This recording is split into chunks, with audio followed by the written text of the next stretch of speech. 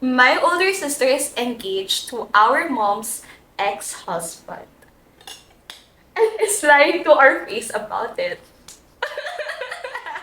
For you ba, na blood is thicker than water? For real.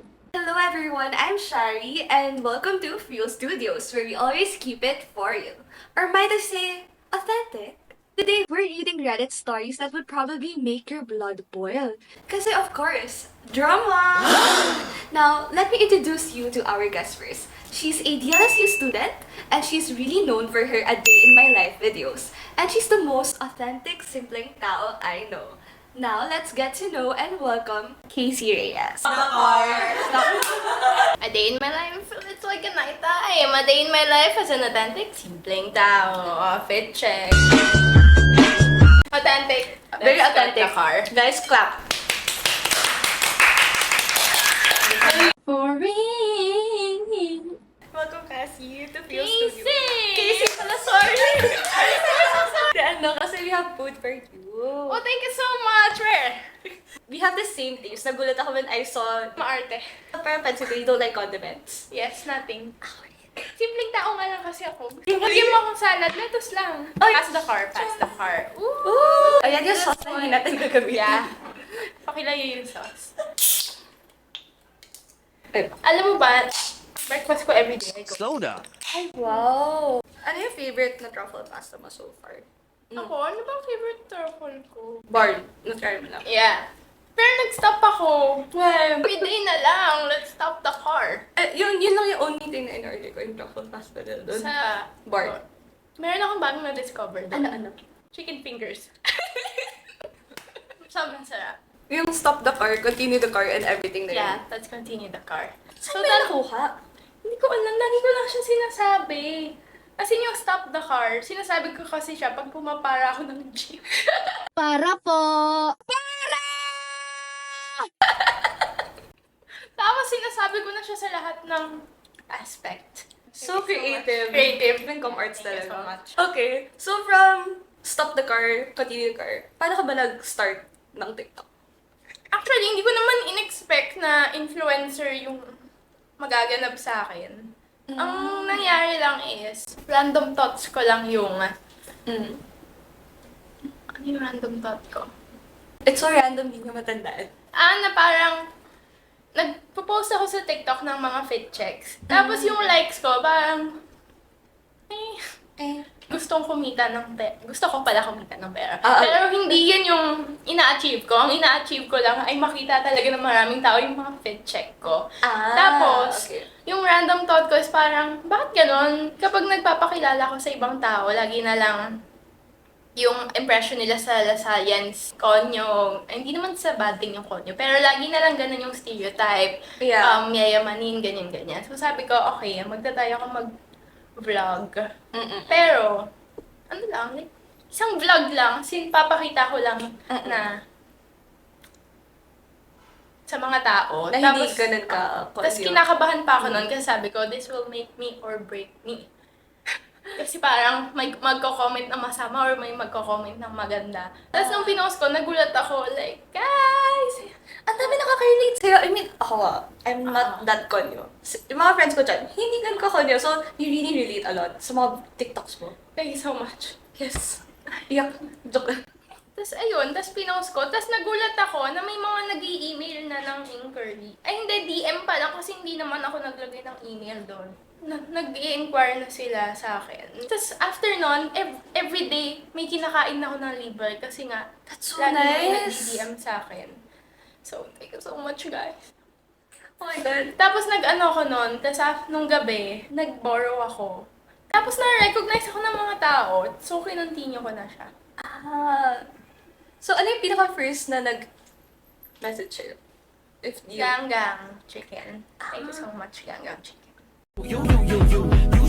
From that, how's it been? Really fun kasi kaya naman ako nag-com arts kasi entertainment industry yung pinapasok ko talaga. Because I'm like a vocal girl. Nagulat lang ako na may starting point ako sa career ko. In the future, ano, you continue? So, in the future, I want to be a sportscaster or somewhere like hosting, TV host. Tapos ever since nag-vlog ako, na-invite na ako for hosting. Nagulat nga ako na in-invite ako for hosting. Like, paano yun nalaman na this is my thing? So, in TikTok, saan yung pinaka-gusto mo like mapasukan na niche? For some reason, puro pagkain yung kumukuha sa akin. Nangangayayat na ba ako? Well, thank you guys. Vlogging. Nagtanong kasi ako sa friends ko, nagpa-survey pa ako bago ko i-post yung first vlog ko na ano yung asset ko? Ano ba dapat yung content ko? Tapos sabi nila vlog kasi yung asset ko daw is yung personality ko. Gusto ko talaga fit checks, fashion, pero gusto ko rin kasi yung nakikita nila kung sino ako. Hindi naman nila masyadong makikita kung sino Sa ako. fit checks? Kung titingnan nila akong umaura lang. So dapat, it's a bit. Have you ever like thought of like since fit checks? Makeup. In fact, hindi ako masyadong marunong mag-makeup. If vlogging, how do you like plan on like continuing that after college? Parang, wala. Kung ano man yung work ko, yun na yung iba-vlog ko. What interesting buhay vlog. Habang kumakain ka, we can start na with the Reddit stories. Okay. Yung team natin today, it's gonna be a family drama. Man. Hi, mommy. Hi, daddy. So ito yung first story natin. Am I the asshole for telling my sister she's not entitled to my inheritance? My 29 female sister, Hannah, and I recently lost our mother after a long battle with cancer. It's been an emotional roller coaster and we've been trying to support each other through the grief. However, the topic of inheritance has started to cause tension between us. Mom had a will that left the family home and a significant amount of money to me. Hannah received a smaller inheritance, including some sentimental items and a smaller sum of money. The reason for this, as explained by my mom in her will, is that I have been her primary caregiver for the past 5 years, while Hannah has been living in her life in another city, rarely visiting or helping out. When the will was read, Hannah was visibly upset. She confronted me afterwards, saying it's unfair that I got more and she feels entitled to half of everything. I explained to her that our mom made her decision based on the care I provided and sacrifices I made, including putting my career on hold and moving back to take care of her. Hannah argued that I was being selfish and that my mom was unfairly biased towards me. She believes that as siblings, we should split it everything, like all of the inheritance, equally. Regardless of the circumstances, she has been calling me names and involving other family members who have mixed opinions on the matter. Some relatives think I should honor Hannah's request for the sake of family harmony, while others agree that mom's wishes should be respected. I'm torn because I want to keep the family peace, but I also feel that I deserve what mom left for me, considering the years of dedication and the financial impact it had to my life. Feeling mo ba na tama yung pakiramdam ni girl na Na parang she Stands is by what entitled? her mom gave. Feel ko valid naman na ayaw niyang kung ano yung binigay sa kanya ng mom niya sa will. Okay lang naman na hindi niya hatiin equally with Hannah kahit na ang daming sinasabing negative comments ng family members niya. How about you? If you were placed in her position? Kung yung relationship ko with my sister is the same as my relationship with my cousins, super close kasi kami ng cousins ko, okay lang na i-half. Kasi, hindi naman wala namang problema sa akin mag-share. It's not like hindi ko kasundo yung kapatid ko. It's not like hindi siya part ng family. So, okay lang naman sa akin. Pero kung nangangailangan ako ng pera, pasensya na, Hana. Hindi ba na parang yung cousins mo, if close man kayo, parang sila una-una nag-destroy ng relationship kasi sa pera? Wala, no. Sabi naman talaga. Real answer ko na pala ay... Real answer? Final answer, hindi ko na siya i-share. Hindi ko na siya i-divide into half. Kasi in the first place, kung okay pala tayo, bakit mo ko inaaway tungkol sa ganyang bagay? So, kaya ako magsasacrifice for my mom. Kasi yung mom ko, she did the same. Like, give up niya yung career niya. Gusto niya lang, hawak niya ako parate. Aww. For me. Pero ngayon, nagtatrabaho na ulit siya. Okay na siya. Tita Chinks, hello. Nag-shoutout. Go lang. Minsan tawag ko sa nanay ko, tita. Hello po. Minsan tawag ko sa mom ko, tita kasi. Tawag sa kanya ng friends ko, tita. Sabi ko, bakit yung friends ko, tita, tawag sa'yo? Ako, mami. Paano bonding niyo na mom mo? Ano usually ginagawa niyo? Siya laman ng mga vlog ko. Pag wala akong... Pag nasa bahay, mami, video tayo, mag-sponsor ako, di ka na. Gaganyan na yan. Ano ba yan? Cute May ganun naman na niya. siya. How about yung, father mo? Like, mas Si close? Daddy, low-key lang yun eh. Nonchalant yung pala. Yung nanay mo. As you can see, just like me, we're like extraordinary, extravagant, aka OA. Yeah. Yun na yun. I can see. Eh, What? I'm it's not not really sure. it's characteristics. For real. Next story. Title of the story is My Older Sister is Engaged to Our Mom's Ex-Husband. And is lying to our face about it. Okay, continue. Okay. So I, 17 female, have an older sister, Becca, 20 female, who has always felt the need for the spotlight to be on her. But recently, she's taking it too far. We all thought something was up when her and my mom's ex-husband, who we call Scotty for now, started living together after my mom filed for a divorce, after she found out he had another woman living with him a month before they got married. What? So, at least, Living with another woman yung... yung pinangasawahan niya. For like 1 month after siya nag-asawa, nalaman niya na that guy is living with another woman. So, hindi yung kapatid, yung anak ng mom, Yung engaged siya dun sa... Hindi ba? Hindi ba sila engaged? Hindi ko alam Live-in kung lang. Like, nag-start, okay, yung timeline ng story, asawa si mother with a guy. Nalaman ng si Scotty. Si Scotty, may ibang babae pala. Pero hindi pa alam kung sino. So, our mom didn't like the idea of it. But let it slide because she's her golden child. Yung idea na, gets ba na? Yeah. Okay. Me personally, it's disgusting. And we all had a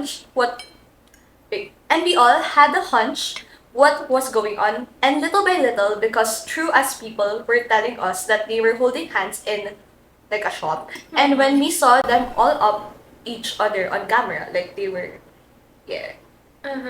while we were working. Okay. This broke our mother, but still forgave her and is continuing to baby her like she's done no wrong. And most recently, my sister's best friend told me that her and Scotty were not only engaged but trying for a baby. Yung sister? Tsaka yung ex-husband. Gumagawa sa anak. I'm so disappointed. Like, for whatever reason, we were all told he couldn't have kids, so good luck to her. Anyway, when I tried to confront her about it, she said, I'm not in a relationship. He's strictly just a father figure, okay? I don't think you're supposed to be doing hanky-panky with your father, sinabi ng girl. Does anyone have any advice on how we're supposed to tell our mom? Let alone get her to tell us. Hindi alam ng nanay. Like, surrounding siya, nagsasabi. Pero, ayaw ni mother ma-believe. Or parang pinapabayaan lang yung ganun. Kasi golden child siya, like favorite child siya sa family. So, naririnig-rinig na rin yun ng mom na. Oo, pero like, Sumakit yung ulo ko kay kay Girly Pop, si Becca na Becca? naghahanky-panky with Sa ulo. ex-daddy. Like, nalala ng friends mo. Are you gonna feel like Yeah. embarrassed? Actually, ako pa yung magsasabi sa friends ko na, alam mo ba, eto na nga. Juicy. Yeah, kasi sasabihin ko para may aanohan ako, nalalabasan ako ng feelings ko sa friends. So, hindi naman problem yung embarrassing thing. Hindi nag-exist ang embarrass sa akin. Ay, pang problemahin ko lang is, hello, mom. That's the last story? Parang gusto mo na. That's the last. Kulang pa yun. Nahihiya pa ako dun. So, after listening to the 2 stories, what are your thoughts? About Reddit stories and like those Reddit stories. What are my thoughts? Last usap na natin to. Ang dami mong tanong. Sorry. Absolute waste of time. Sorry, yeah. Joke lang. Wala. Nakakagulat lang na may mga ganun palang kwento na pang out of this world, pang MMK talaga. So, good luck guys sa mga may kwentong ganun. Good luck. Ingat. Cut the car. For real. Thank you for having me. Pero may isa pa kaming game. So, Isa pa ba? we call this segment Feels This or That. So, mechanics super easy. Just answer the question as fast as you can. Explanations pwede later. Okay. So, okay. First question. Best building in Lasal. Henry. Okay, next. If you were to choose to only have good makeup or a good fit for a day, what would you choose? Good fit. Good fit. Next. Online or synchronous class? Face-to-face. Synchronous. Face-to-face synchronous. Okay. Colored or black hair? Kasi Colored. Color ka. Mas matagal pa akong mag-red kesa kay Binika. Una. Best kainan place in Del Sol? No. Elba ko. Ano ko? Yes. Next. Maging authentic or maging simple? Simpleng tao lang tayo dito. Okay. So, okay. Ito talaga legit question to ng scriptwriter. Okay. Pang cocktails, gusto mo tang dalandan or tang orange? Tang dalandan. Kasi baka maging kenda din ako sa muna. Emergency budots or knee deep in the passenger seat? Knee deep in the passenger seat. Favorite Mutant Ninja Turtle mo? Michelangelo kasi siya lang kilala ko. Okay. A day in my life or fit checks? Day in my life. A day in my life as an authentic, simpleng tao. Are you really a authentic, simpleng tao? Yes. Yes, I believe.